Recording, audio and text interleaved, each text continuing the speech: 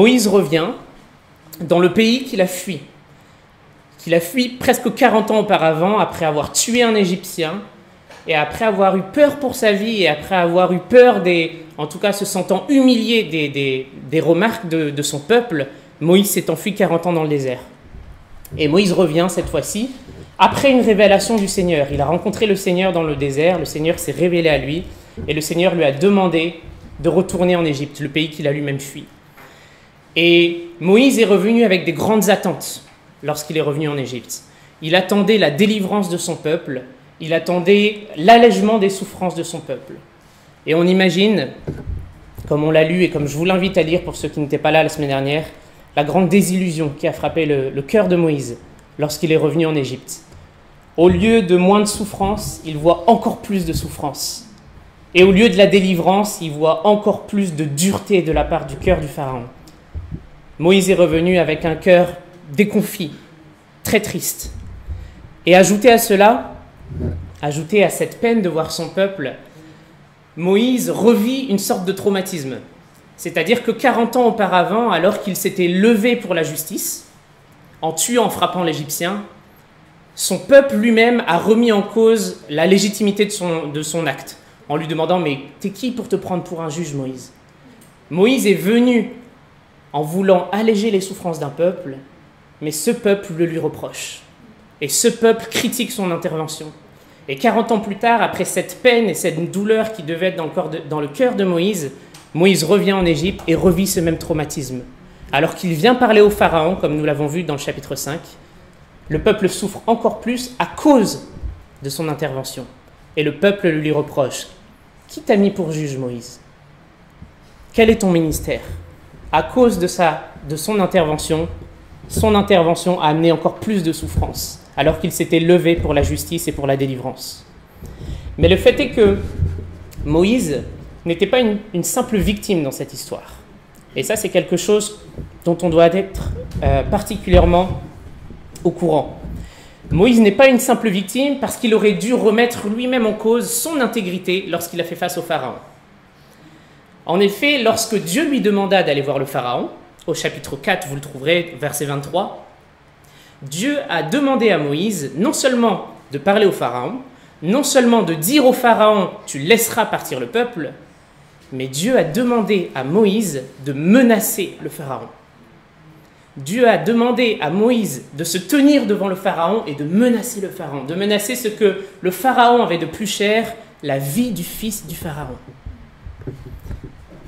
Mais aucun de ces propos ne furent enregistrés dans la discussion que Moïse eut au Pharaon. Aucun de ces propos.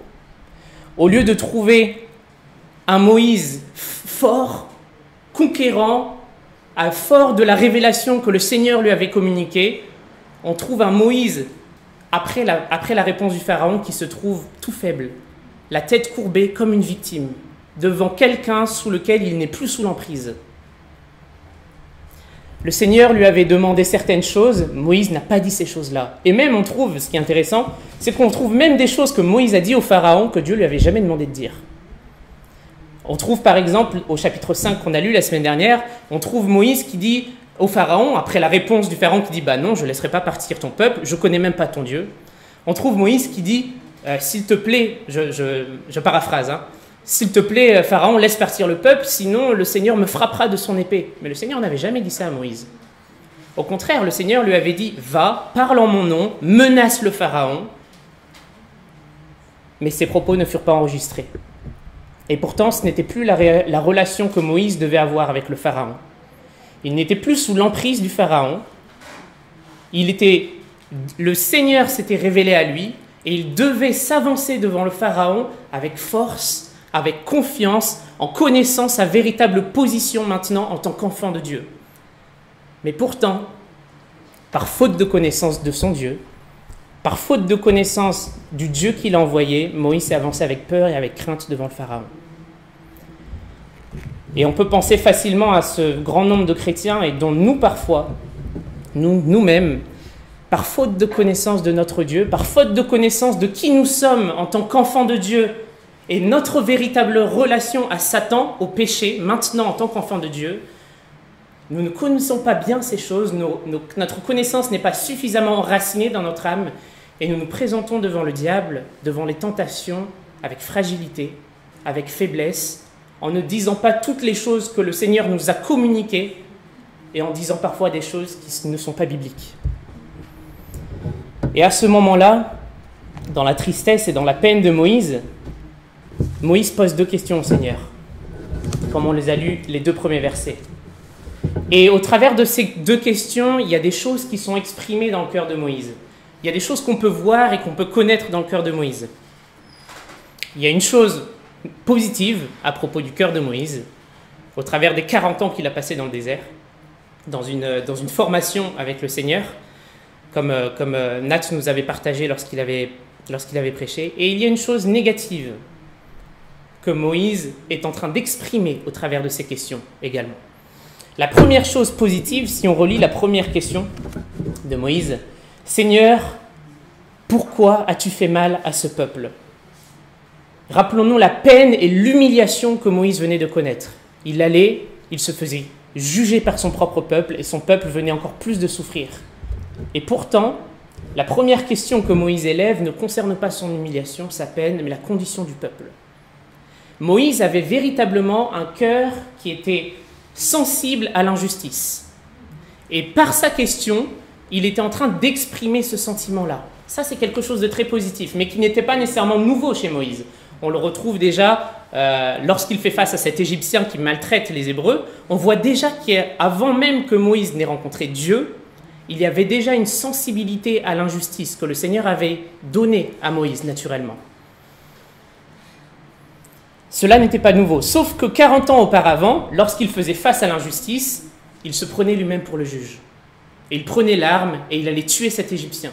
Dans un élan de colère, même si quelque part les intentions pouvaient être louables, la manière de gérer cette chose était très critiquable aux yeux de Dieu. Mais maintenant, Moïse, par ses questions, non seulement exprime sa sensibilité à l'injustice, qui était bonne, que le Seigneur lui avait donnée même avant sa rencontre, mais aujourd'hui, il fait face à Dieu lorsqu'il fait face à l'injustice. Et il va voir son Dieu. Il sait que son Dieu est le recours ultime. Voilà ce que Moïse a appris au cours de ses 40 ans dans le désert. Une des choses, du moins, que Moïse a appris. Autrefois, il gérait les problèmes avec l'arme. Aujourd'hui, il va voir le Seigneur. Cependant, il y a quelque chose de négatif aussi, qui est exprimé dans les questions de Moïse, et qui exprime quelque chose de critiquable dans le cœur de Moïse.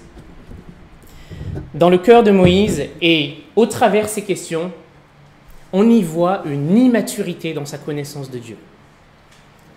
Rappelons-le, il n'a montré que très peu de crainte pour les paroles de Dieu. Il s'est présenté devant le Pharaon, il n'a pas totalement obéi au Seigneur, il n'a montré aucune crainte devant les paroles de Dieu, mais plus de crainte par rapport à son ancien ennemi et par rapport à sa vie. Et aujourd'hui, il se tient devant Dieu en osant remettre en question ses voies insondables. L'attitude de Moïse ici est une attitude pécheresse. Se présenter devant Dieu en remettant en question ses voies insondables. Moïse n'avait retenu que la partie alléchante des promesses de Dieu. Dieu s'était révélé à lui et Dieu lui avait annoncé ce qu'il allait faire. Mais Moïse n'a retenu que la dernière partie des promesses de Dieu, c'est-à-dire la partie qui concerne la délivrance, la joie d'un peuple, l'absence de souffrance d'un peuple. Il s'attendait à la délivrance du peuple sans s'attendre au combat. Il s'attendait à la victoire d'un peuple et la victoire d'un Dieu sans lui-même s'y préparer. Et pourtant, ce qui est étonnant, lorsqu'on revient au chapitre 3, c'est que Dieu avait été clair avec Moïse. Dieu lui avait précisément dit ce qu'il allait faire. Je t'enverrai vers le Pharaon, j'endurcirai le cœur du Pharaon, le cœur du Pharaon sera encore plus têtu, en colère contre moi, ton Dieu qui t'envoie, il affligera d'autres souffrances et moi je frapperai l'Égypte.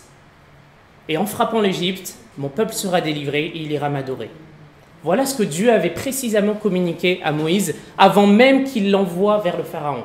J'endurcirai, je frapperai l'Égypte. Mais Moïse n'avait pas retenu ça. Et de par sa réaction même, c'est-à-dire dans son étonnement de voir l'entêtement du Pharaon, dans son étonnement de voir encore plus de souffrance, on voit bien que Moïse n'avait pas retenu cette partie de la promesse-là. Par contre, il attendait la dernière partie des promesses, la délivrance. Et ce qui est terrible, c'est que en oubliant cette partie-là des promesses de Dieu, c'est-à-dire l'application de sa justice, l'entêtement du cœur et la condamnation d'un peuple, Moïse a d'une certaine manière cru en une manifestation encore plus glorieuse de Dieu, puisqu'il a occulté cette partie-là de Dieu, cette partie qui était dure à l'âme, qui engageait du combat, qui engageait de la violence et de la condamnation. Moïse a occulté cette partie et n'a cru qu'en la partie la plus glorieuse, selon lui, la partie qui touche la délivrance. Et en ce sens, Moïse a imaginé une manière peut-être plus glorieuse, plus juste, plus bonne de la manière dont Dieu veut se glorifier, plus gentille, plus douce à l'âme. Mais ce n'était pas la manière que Dieu lui avait communiquée. Moïse n'avait pas compris que Dieu voulait se glorifier en deux choses, comme pour nous, aujourd'hui. Dieu voulait se glorifier à la fois, effectivement, dans l'élection de son peuple et dans la rédemption de ce peuple-là, un peuple qui ne méritait aucunement d'être choisi de Dieu, qui n'était aucunement meilleur qu'un autre peuple. Dieu voulait se glorifier dans l'élection de son peuple, imméritée par grâce, et le rachat de ce peuple. Et en faisant ça, il se glorifiait dans sa grâce. Mais Dieu voulait aussi se glorifier dans une deuxième chose, et ça, Moïse ne l'avait pas compris. De par sa réaction, Moïse ne l'avait pas assimilé.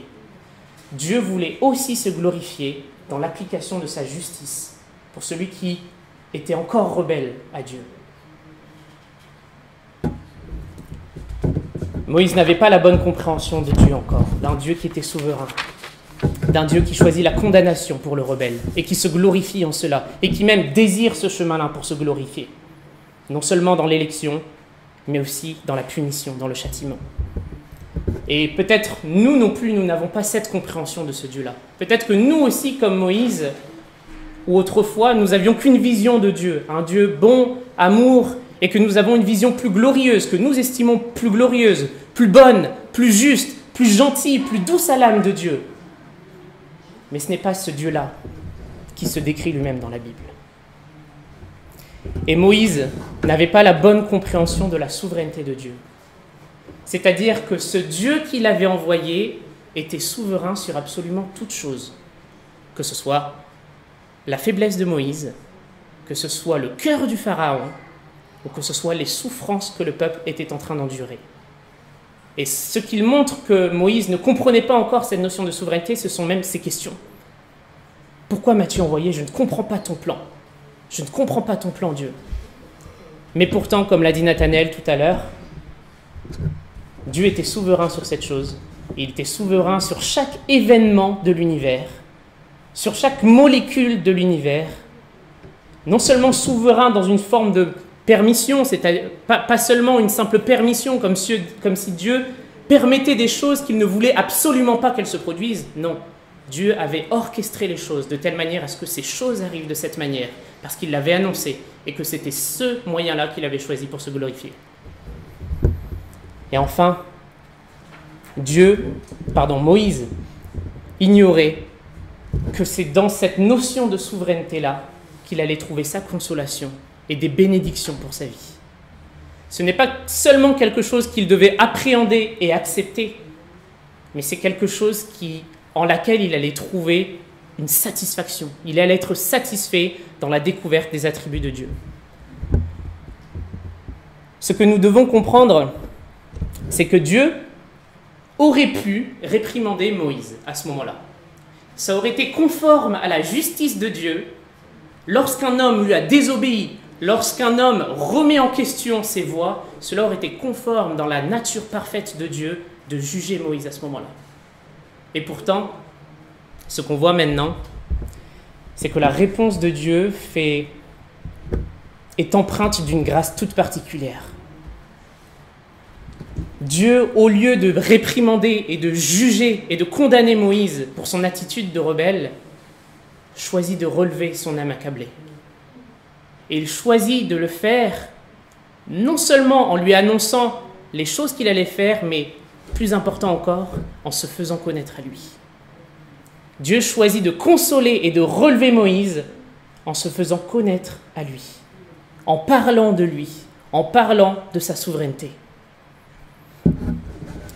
Lisons ensemble le verset 1 à nouveau. L'Éternel dit à Moïse, « Tu verras maintenant ce que je vais faire. C'est sous l'emprise d'une main puissante qu'il laissera partir le peuple, et sous cette emprise qu'il le chassera de son pays. » Quelle phrase imposante, quelle réponse imposante de la part de Dieu. Dans cette phrase, qu'est-ce que Dieu est en train de faire? Dieu est en train de remettre sa juste place et la véritable place de Moïse dans l'œuvre de la rédemption. Et dans les verbes même que Dieu est en train de choisir, on note par exemple le premier verbe « tu verras ». Il n'y a pas de verbe qui communique une absence d'action aussi grande que celle-ci. L'ordre que Dieu, en tout cas la phrase que Dieu donne à Moïse, c'est « tu verras ». Je n'attends rien de toi, Moïse. Tu n'as rien à faire dans ce plan de rédemption. Ce plan de rédemption dépend de moi. Tu verras. Et il le contraste, ce verbe passif, où il appelle juste à observer d'une certaine manière, il le contraste avec un verbe d'action. Ce que je vais faire. Tu verras ce que je vais faire maintenant. Et par ce contraste grand, Dieu est en train de remettre sa place. Voilà qui je suis dans l'œuvre de rédemption. Voilà ta part. Mon œuvre de rédemption ne dépend pas de tes faiblesses, Moïse. Mon œuvre de rédemption ne dépend pas des circonstances que tu vois. Je suis souverain sur ces choses. Et l'œuvre que j'ai initiée, c'est moi qui l'accomplira. C'est moi qui la soutiendra. C'est moi qui la finira. Et c'est d'ailleurs même pour la finir que je l'ai initiée. Voilà ce que Dieu rappelle à Moïse et ce qu'il nous rappelle, nous, à chacun d'entre nous, qui avons été sauvés, que l'œuvre de la rédemption, c'est l'œuvre de Dieu. Voilà qui il est, tu verras ce que je vais faire. Et il rappelle au cœur affligé, qui regarde ses faiblesses, qui regarde les conditions qui ne sont pas favorables à son salut, qui ne sont pas favorables à la rédemption, il rappelle que l'œuvre qu'il a initiée, c'est lui qui le finira. Et le Seigneur est en train de communiquer certaines vérités sur sa notion de souveraineté. Et j'aimerais, avec vous, partager certaines notions que Dieu a communiquées à Moïse dans sa notion de souveraineté. Et effectivement, ce sont des notions qui peuvent être, pour certaines d'entre elles, assez douloureuses à notre âme. Notre âme, comme Adam et Ève, certainement, qui voulait se mettre à la place d'un Dieu, qui voulait devenir Dieu, et qui n'accepte pas ce rôle de créature et d'un Dieu qui est parfaitement souverain. Nous avons les mêmes tentations que nos pères. Et c'est pour ça d'ailleurs que nous luttons contre cette notion de souveraineté. C'est le plus grand bastion de l'orgueil de l'homme, sa liberté et la souveraineté de Dieu. C'est pour ça que même dans nos églises, des gens qui sont convertis luttent avec cette notion de souveraineté-là. Mais ce matin, je ne veux pas défendre la pensée d'un homme, je ne veux pas défendre ma position, j'aimerais voir ce que la Bible dit de la souveraineté de Dieu. Ce que Dieu est en train de communiquer précisément à Moïse, alors qu'il est dans l'affliction, alors qu'il doute de la souveraineté de Dieu.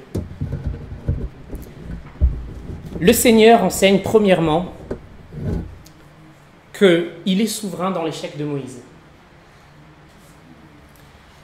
On ne parle pas d'une simple permission, encore une fois. On ne parle pas d'un Dieu qui permet des choses qu'il ne veut absolument pas qu'elles se produisent, non. On parle d'un Dieu qui a orchestré les événements de l'univers pour que Moïse puisse passer par l'échec, pour que Moïse puisse passer par l'humiliation. Il gouvernait ces choses, il orchestrait les événements de l'univers pour que Moïse, alors qu'il se rappelle du traumatisme qu'il a vécu et qu'il le revive, arrive au pied du mur. Pour que Moïse, dans son désespoir et dans ses ténèbres, pour que la gloire de Dieu puisse rayonner avec encore plus d'éclat au travers de l'échec de Moïse. Pour que Moïse, qui est au pied du mur, qui voit son incapacité, qui voit les choses qui le dépassent complètement, puisse regarder à Dieu et savoir qu'il est entièrement dépendant de Dieu. Entièrement dépendant de Dieu. Cette œuvre-là, ce n'est pas l'œuvre de Moïse. Et certes, il l'avait d'une certaine manière appris dans le désert, que c'était l'œuvre de Dieu, mais Dieu lui apprend encore et encore.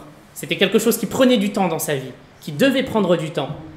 Mais Moïse devait arriver à la véritable compréhension qu'il n'était simplement qu'un outil entre les mains d'un Dieu complètement souverain. Tu verras ce que je vais faire. Deuxièmement, si Dieu était souverain dans l'échec de Moïse, Dieu était aussi souverain sur le refus du Pharaon.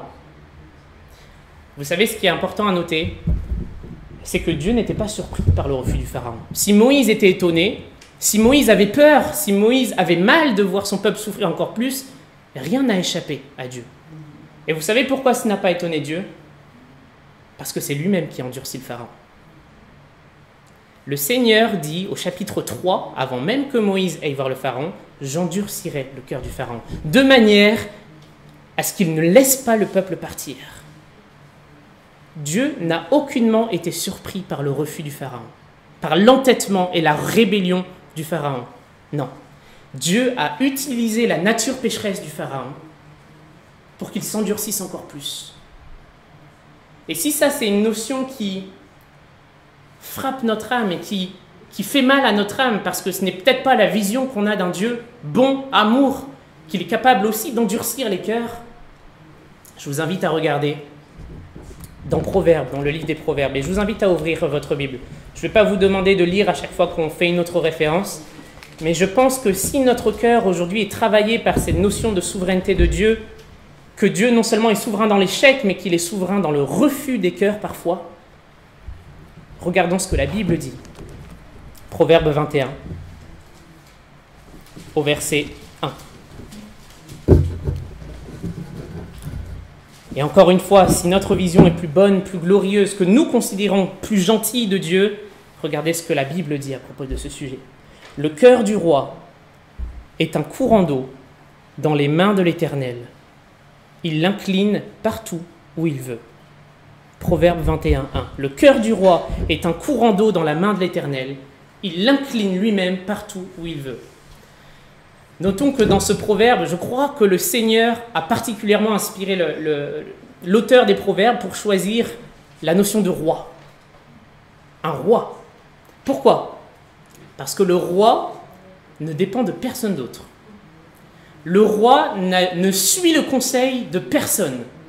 Un roi qui est complètement souverain n'est dirigé que par ses propres mots. Il n'a besoin d'aucune autre personne. En d'autres termes, le roi est le symbole ultime de la liberté. Puisqu'il ne dépend de personne, il est souverain sur toute chose, il est le symbole ultime d'un homme libre qui décide de ce qu'il veut faire. Et pourtant, qu'est-ce que le Seigneur dit de cet homme? Ce même roi, c'est moi qui incline son cœur. Ce même roi, son cœur, je le tiens dans mes mains comme un courant d'eau et je choisis là où il veut aller. Et cela peut être blessant pour notre âme d'entendre ça. Et certainement, Moïse ne voulait pas accepter cette vérité parce qu'il l'avait complètement occultée. Et peut-être des questions peuvent venir à notre esprit lorsqu'on entend ces vérités. Ce n'est pas possible, Loïc. Dieu ne peut pas créer le mal. C'est impossible. Ça serait contre sa nature de créer le mal. C'est vrai. C'est vrai. Dieu ne crée pas le mal. Cela, il est contre la nature de Dieu de créer le mal. Alors comment la Bible essaye d'articuler ces deux vérités? Qu'il endurcit, qu'il guide le cœur, qu'il l'incline et qu'en même temps, il ne crée pas le mal. Restons dans Proverbes au chapitre 16. Au chapitre 16 et le premier verset du chapitre 16. Les dispositions du cœur appartiennent à l'homme, c'est-à-dire le mal vient de l'homme. Le mal est attribuable à l'homme. Les dispositions, les mauvais penchants de l'homme sont attribuables seulement à l'homme. Les dispositions du cœur appartiennent à l'homme, mais la décision que formule la langue vient de l'Éternel. Autrement dit, le Seigneur a utilisé la nature et les dispositions naturellement pécheresses du Pharaon pour le conduire à s'endurcir encore plus. De cette manière, Dieu ne fait aucune atteinte à sa nature, mais il reste complètement souverain sur les événements de l'univers. Les dispositions du cœur appartiennent à l'homme, Mais au final, la décision que formule la bouche de quiconque vient de l'Éternel. Dieu est souverain sur l'échec de Moïse. Dieu est souverain sur le refus du Pharaon. Et Dieu, puisqu'il est souverain, ne saurait changer d'avis. Dieu n'est pas un Dieu qui change d'avis. Lorsqu'on lit ce premier verset, que c'est sous l'emprise d'une main puissante qu'il laissera partir le peuple et sous cette emprise qu'il chassera de son pays, Dieu n'a pas changé son plan après la plainte de Moïse. Il répète exactement ce qu'il avait déjà communiqué à Moïse. C'est de cette manière que les choses se passeront.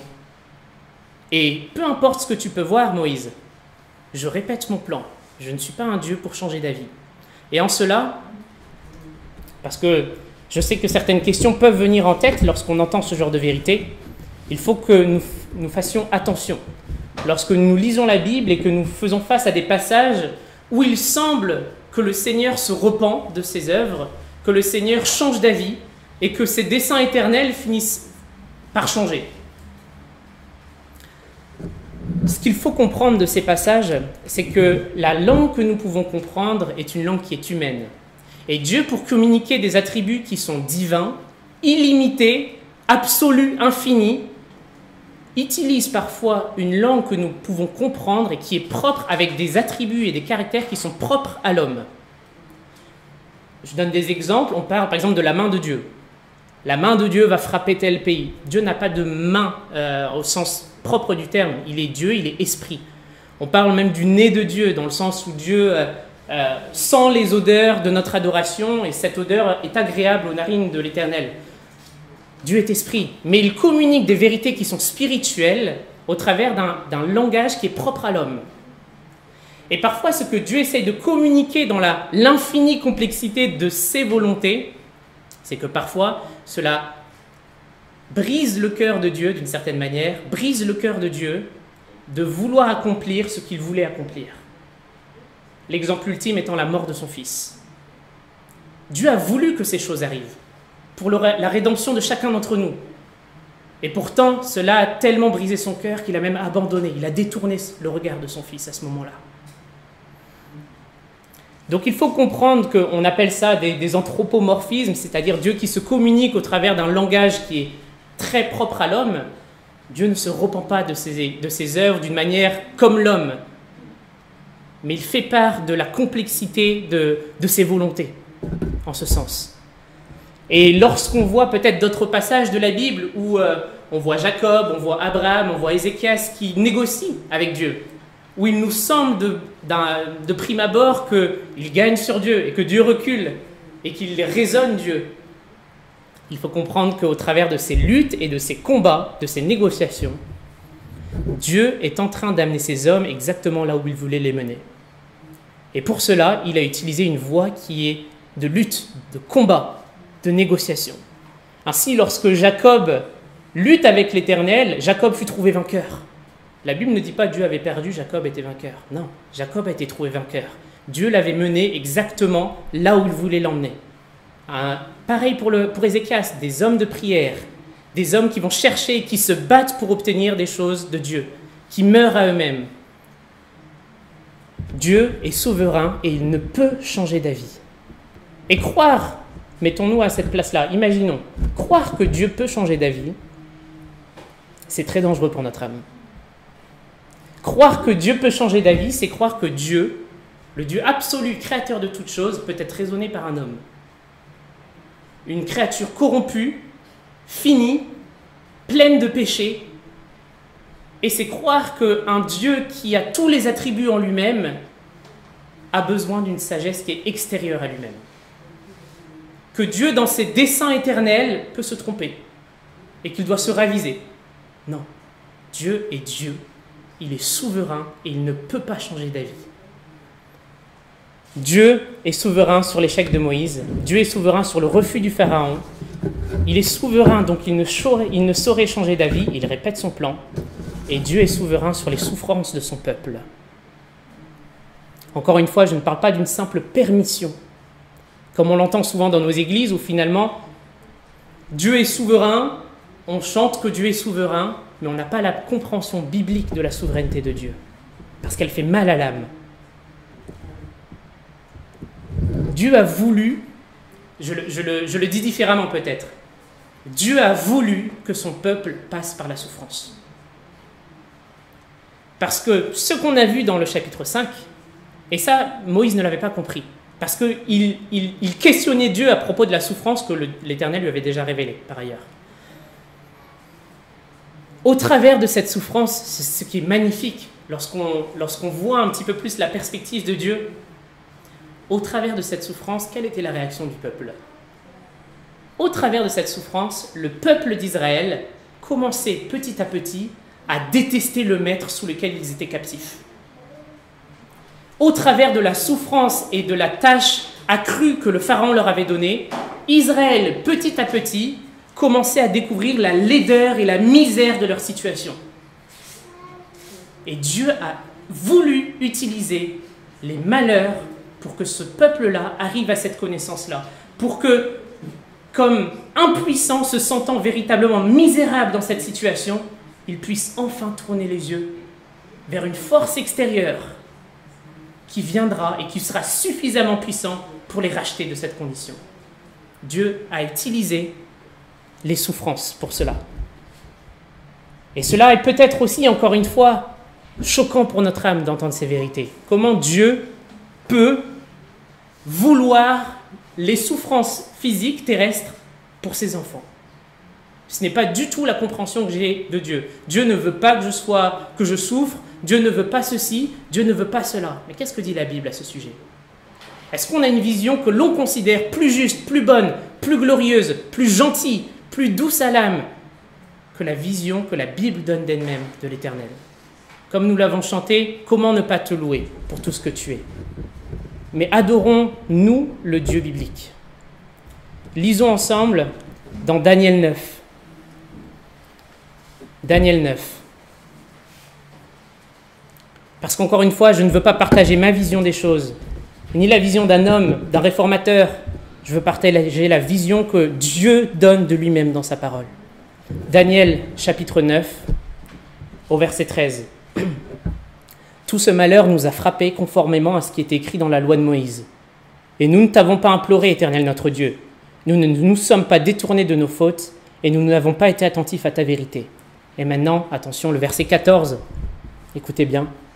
C'est pourquoi, Éternel notre Dieu, tu as veillé à ce que ce malheur fonde sur nous.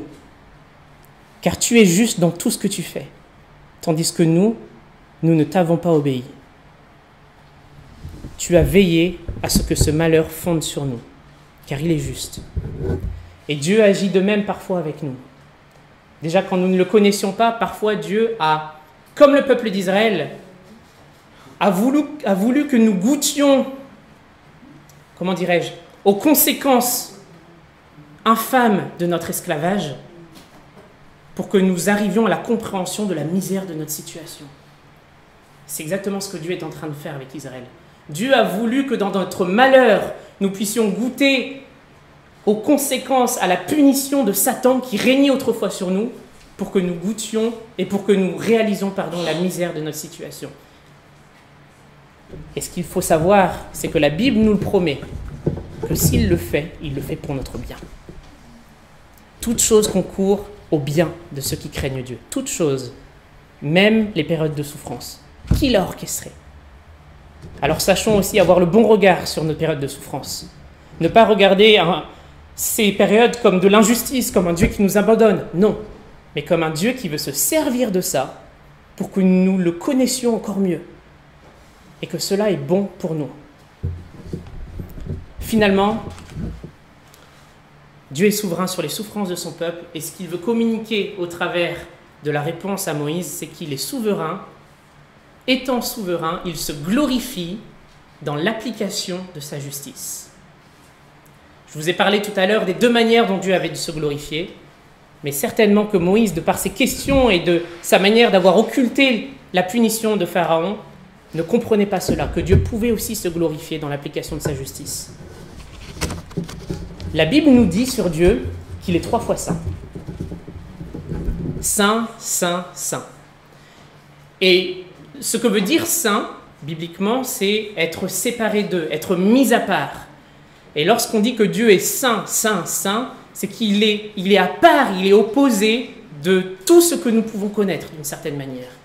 Et lorsqu'on pense à ça, on pense généralement à Dieu et le péché, avec du verbe haïr. Dieu et le péché. Et c'est vrai, étant saint, Dieu est à l'opposé ultime de la notion du péché. Il est complètement séparé de cette notion de péché-là. C'est vrai pour le péché, mais c'est vrai aussi pour tous les attributs que nous pouvons connaître. Lorsque nous chantons que Dieu est fort, que Dieu est puissant, Dieu est infiniment plus puissant de toutes les conceptions que nous pouvons connaître. Et pour communiquer, encore une fois, ces attributs divins à de simples créatures comme nous, Dieu a utilisé des mots qui sont propres à l'homme, comme « je suis le roi des rois »,« je suis le seigneur des seigneurs ». Aujourd'hui, ça nous parle un petit peu moins. À l'époque, ça leur parlait, les gens qui entendaient ça, parce qu'ils savaient la puissance d'un souverain, ils connaissaient la puissance d'un roi. Et j'imaginais un petit peu, pour essayer d'actualiser les propos de Dieu, de dire « on est au G20, le sommet où il y a les plus grands hommes de ce monde, d'une certaine manière, les plus grands dirigeants de ce monde. On voit Poutine, on voit Kim Jong-un, on voit Trump, on voit les grands présidents qui viennent et qui veulent exposer la suprématie de leur pays, qui veulent défendre leur pays et qui veulent exposer leur force et leur puissance. Et on imagine une infime partie de gloire de Dieu qui entre dans cette pièce-là. Et tous ces hommes qui s'agenouillent dans un silence. Il est le roi des rois, le seigneur des seigneurs. Et le seigneur, le pharaon par exemple, était le souverain de la région, de toute la région. Il avait toute puissance, il ne partageait aucun pouvoir, il était le souverain ultime de cette région. Et sa force et son pouvoir, il était même le dieu des dieux égyptiens, le pharaon. Et son pouvoir était presque, d'un point de vue humain, un pouvoir de Dieu, c'est-à-dire qu'il avait le pouvoir de la mort au bout de ses lèvres. On le voit dans les chapitres précédents qu'on a vus, le premier chapitre. La vie de milliers de créatures, et particulièrement le peuple d'Israël, dépendait de la bouche du pharaon. Et c'est ce même homme tout-puissant qu'on avait raison de craindre que Dieu utilise dans la réponse de Moïse pour mettre en abîme qui il est véritablement. Ce même homme est craint, regarde ce que je vais lui faire. Moi, Dieu, je suis le souverain des souverains. Ce même homme-là, aussi puissant soit-il, sera sous l'emprise d'une main forte. Il sera dans ma main sous l'emprise d'une main forte. Et il sera contraint de capituler sous le jugement de Dieu que je prononcerai contre lui. Cet homme est craint, regardez ce que je vais faire. Regarde, il sera sous l'emprise d'une main puissante. La Bible nous dit dans Hébreu qu'il est redoutable de tomber entre les mains du Dieu vivant. Mais encore une fois, certains pourraient poser des questions. Et ce sont des questions qui, moi aussi, me sont venues en tête bien des fois dans ma vie, dans ma jeunesse, disons. Comment, rien ne me dit, quand je voyais ces textes-là et que j'entendais ce genre de propos, je me disais, mais rien ne me dit que Dieu veut se glorifier au travers de la justice. Rien ne me dit que Dieu veut se glorifier au travers de la punition et de la condamnation des pécheurs. Ça sort d'une théorie. Mais regardons ce que la Bible nous dit encore une fois. Je ne vais pas vous inviter à ouvrir la Bible, je vais simplement vous le dire, mais notez-le si vous voulez. Dans Romains chapitre 9, au verset 17. Dieu dit au Pharaon, « Voilà pourquoi je t'ai fait parvenir où tu es. » Petite parenthèse, ce que cette phrase est en train de nous dire, c'est que Dieu est même souverain sur l'autorité du Pharaon. C'est Dieu qui a voulu que le Pharaon soit là où il l'était. C'est Dieu qui a voulu, dès la naissance du Pharaon, même avant la naissance du Pharaon, qu'il naisse dans cette famille, qu'il grandisse dans cette famille, qu'il soit éduqué parmi les Égyptiens et qu'il arrive en tant que souverain sur le peuple d'Égypte. Verset 17, « Voilà pourquoi je t'ai fait parvenir où tu es, pour montrer en toi ma puissance. » Qu'est-ce que cela veut dire? Pour les chrétiens, lorsque le Dieu dit « pour montrer en moi ta puissance », c'est une chose agréable pour nous. Ça veut dire que le chrétien, dans son cœur humble, a reconnu ses faiblesses, a reconnu son incapacité de pouvoir plaire à Dieu, et Dieu montre dans ce chrétien sa puissance. Mais pour un inconverti, lorsque Dieu dit à un inconverti, je vais montrer en toi ma puissance, cela est une source de grand malheur pour cet homme. Voilà pourquoi je t'ai fait parvenir où tu es, pour montrer en toi ma puissance. Et pour que, en montrant en toi ma puissance, sur la terre entière, on proclame qui je suis. Au travers de ma condamnation, au travers du jugement que je vais appliquer contre toi, que tout le monde considère comme souverain, je vais utiliser ça pour me glorifier. Les nations aux alentours sauront que je suis un Dieu redoutable.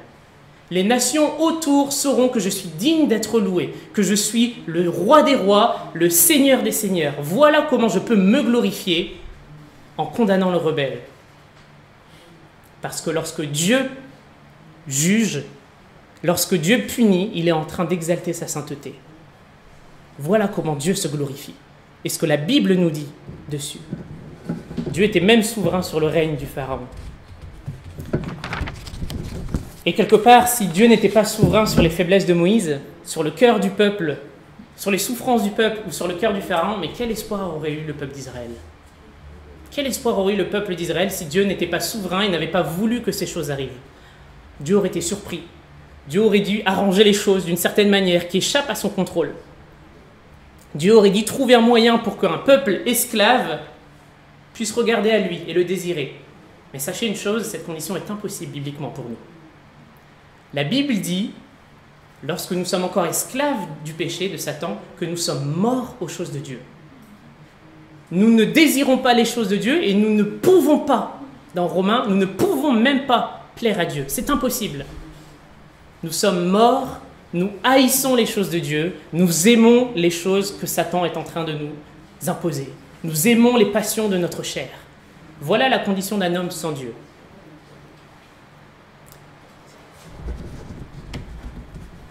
Si Dieu n'était pas souverain, il aurait dû attendre de Moïse que Moïse se croie parfaitement humble et dépendant de Dieu sans le faire passer par des échecs. Il aurait dû attendre du peuple que le peuple soit bon, suffisamment bon pour pouvoir apprécier les choses de Dieu et le désirer. Et il aurait dû compter sur l'indulgence du Pharaon pour que le Pharaon laisse partir le peuple. Autrement dit, la gloire de Dieu et l'éclat de la gloire de Dieu aurait été éclipsé par la bonté du peuple, la bonté naturelle d'un peuple et l'indulgence de Satan. Ces deux notions n'existent pas. Satan est puissant, Satan est destructeur, Satan nous tient captifs, il n'y a rien que nous puissions faire par nous-mêmes, et naturellement, nous ne pouvons pas désirer les choses de Dieu, sauf si Dieu lui-même se révèle à nous et nous donne la foi qui nous permette de répondre à son appel. Pour qu'un Hébreu, un seul Hébreu, puisse être libéré de l'esclavage du Pharaon, pour qu'un Hébreu puisse un jour regarder à Dieu, désirer les choses de Dieu, être arraché de l'esclavage, être mis dans une position où il n'est plus sous l'emprise de Pharaon, Dieu devait être parfaitement souverain, totalement souverain sur toute chose.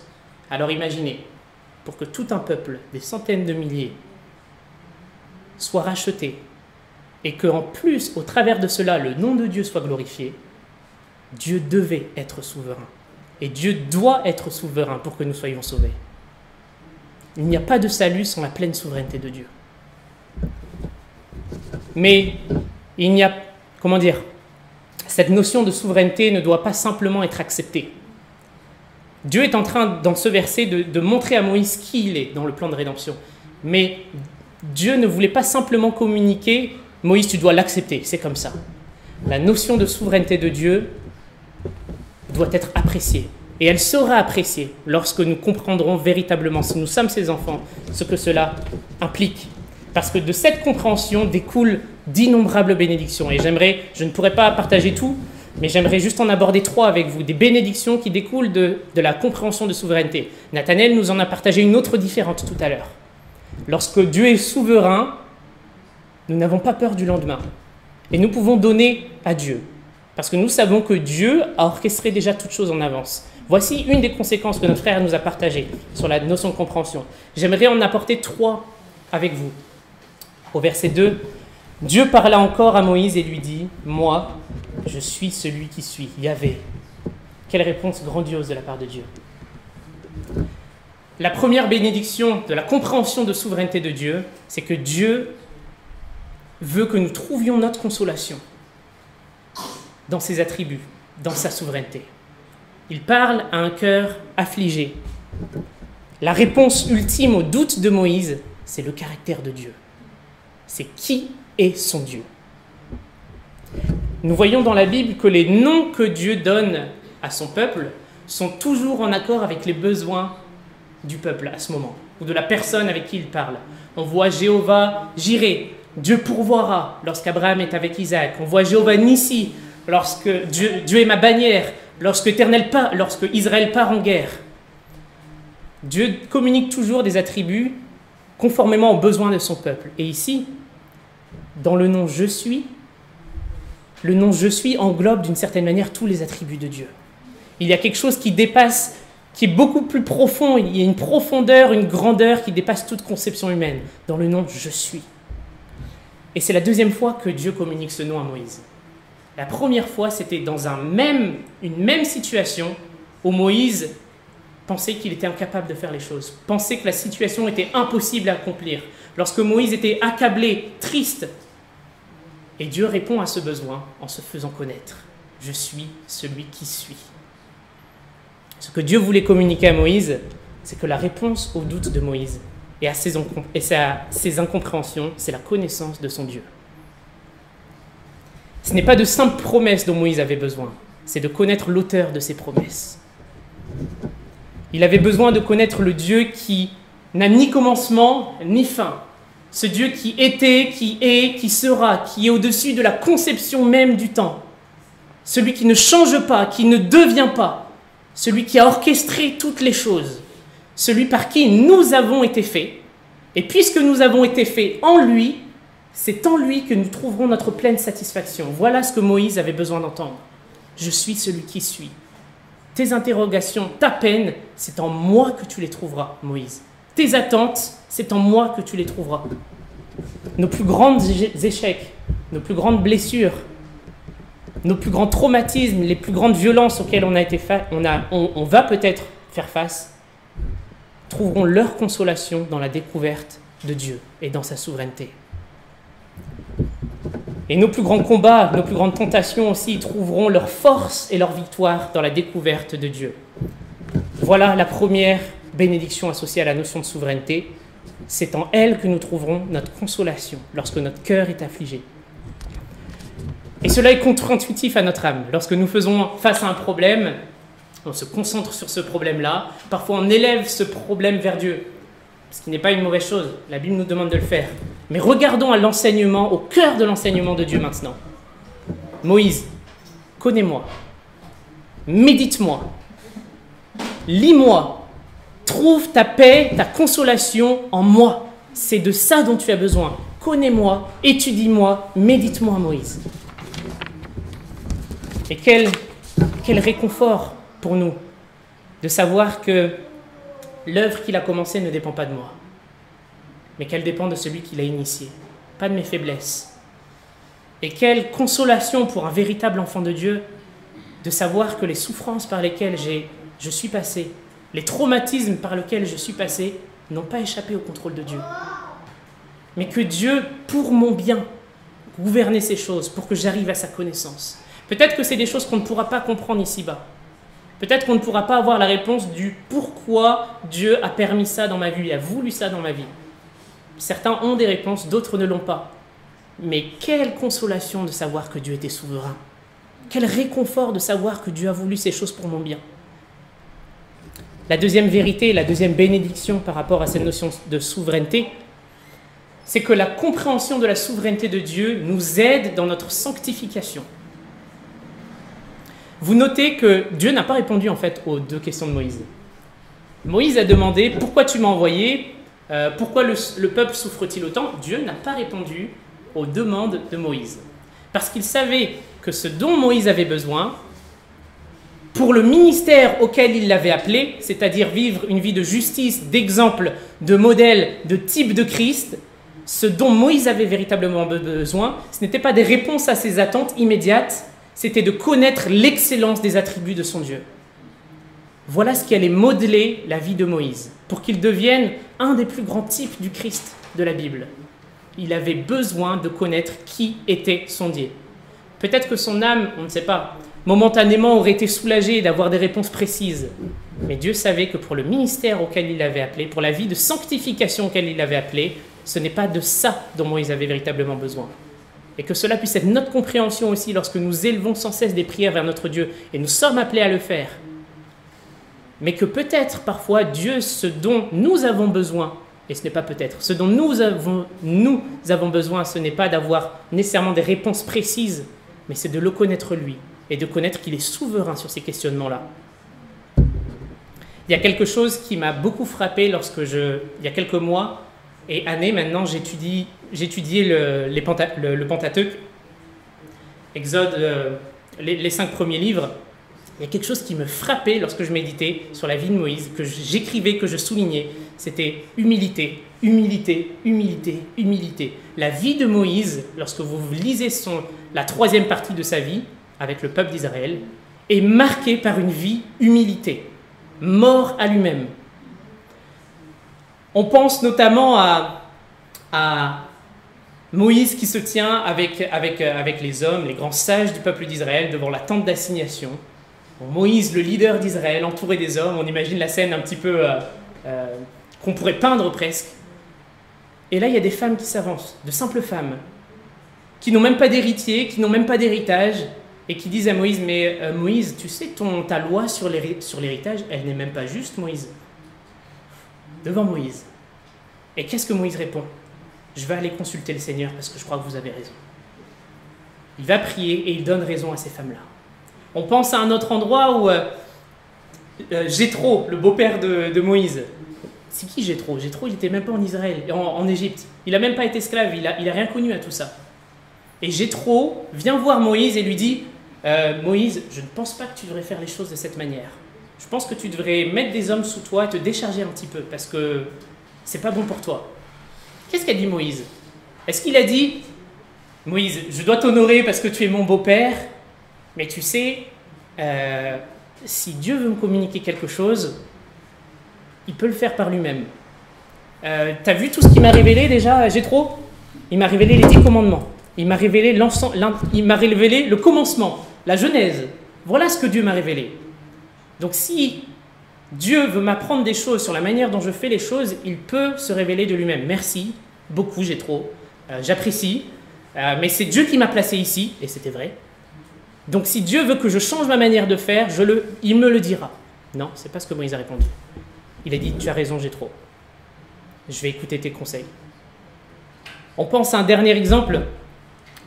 Moïse qui arrive à la porte de Canaan, l'aboutissement de 120 ans de vie. Il a mené le peuple d'Israël à la porte de la promesse. Et là, qu'est-ce que lui dit Dieu? Écoute, Moïse, tu n'entreras pas à Canaan, parce que tu as manqué de sanctifier, de glorifier mon nom aux yeux du peuple. Qu'est-ce que dit Moïse? Il dit, mais non, mais Seigneur, s'il te plaît, c'est mon œuvre. J'étais avec toi, on l'a fait ensemble. Depuis que je suis petit, tu m'as protégé. C'est pour ce moment, c'est pour les années. Non, c'est pas ce que Moïse dit. Moïse dit, et peut-être que ça aurait été la motivation de n'importe quel autre cœur ici, de dire, Seigneur, c'est mon œuvre, j'aimerais voir les résultats. Qu'est-ce que Moïse dit? Il dit, Seigneur, d'accord, mais si tu peux mettre un berger sur ce peuple, parce que ce troupeau sont comme des brebis qui sont prêtes à s'égarer. J'ai besoin de savoir que tu vas mettre un berger sur ce peuple. Moïse était mort à lui-même, complètement mort à lui-même. Une vie d'humilité. Mais sa vie d'humilité a été forgée dans la notion de qui était Dieu dans le plan de rédemption et qui il était véritablement. Il n'avait aucune part à s'accorder dans le plan de rédemption. Comme nous. Nous pensons que non, je suis suffisamment... Il y a ceux qui rejettent Dieu et ceux qui ont la capacité de pouvoir choisir Dieu, qui ont une bonté naturelle pour choisir Dieu. Non, non, la Bible ne nous décrit pas de la sorte. Et Dieu veut rappeler à Moïse qui il est dans l'œuvre de la rédemption et que tu verras ce que je vais faire, Moïse. Mais la compréhension de la souveraineté de Dieu a amené Moïse à être un des plus grands types du Christ, en vivant une vie d'humilité. Voilà une des grandes bénédictions de notre compréhension de la souveraineté de Dieu. Enfin, dernièrement,